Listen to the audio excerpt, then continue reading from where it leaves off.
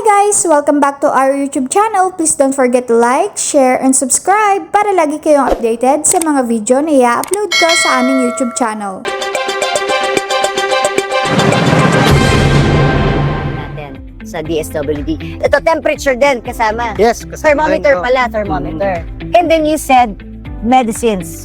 Pwede rin dahil meron tayong butika We dito. have pharmacy here. Lahat po halos ng ating medical depot source with pharmacy naman ko. Pero pang medicines and medical supplies only. Syempre, hindi kasama tong mga... hindi kasama yan. Baka mamaya mag-grocery kayo dito. Hindi ho pwede yon. Ang importante lang is kung ano yung nasa quotation nyo na in-approve ng DSWD, yun lang din ang pwedeng bilhin dito.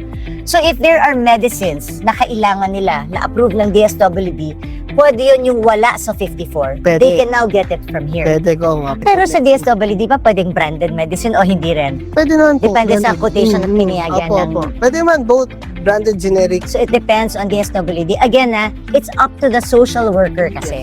It's up to the social worker of DSWD kung ano ang i-approve sa kanila. Apo, Diba? correct, Kung correct. anong i-approve. Kasama beds ko nga, men. Pwede, Hospital beds pwede rin din. po. Mga pasyente po, gumagamit na rin ng hospital beds.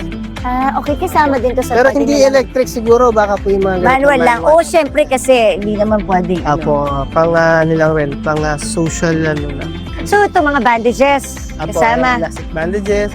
Ito mga ganito. In general kasi nakalagay doon kung kaya kahit ano pwede niyan eh. Parang nakalagay medical supplies and home care supplies. So madami talaga siyang Okay, ano. medical supplies, home care supplies. Opo, Kasi po, ito ay magde-depend ulitin ko sa social worker. So, ang pinaka-key dito is DSWD. So, punta po kayo sa satellite centers ng DSWD so that you can submit the quotations. Kasi hindi sila makakapag-proceed kung wala ang quotation from medical depot. Correct, tama po. Sabay-sabayan ko yung quotation, prescription, and yung study. Ang kulang pa lang, masubukan natin. Oo nga. Kung paano yan magagamit. Opo. Sige, so wala pa kasi kaming bagong guidelines. Hindi pa namin alam kung paano. But we'll call on DSWD so that we could thresh out kung paano maka-avail ng mga bagay nito for medical. Sige po.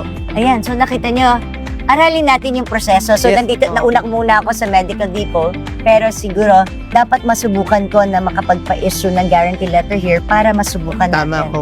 Para how try it is natin. used para matry natin. Thanks for watching! Please don't forget to like, share, and subscribe!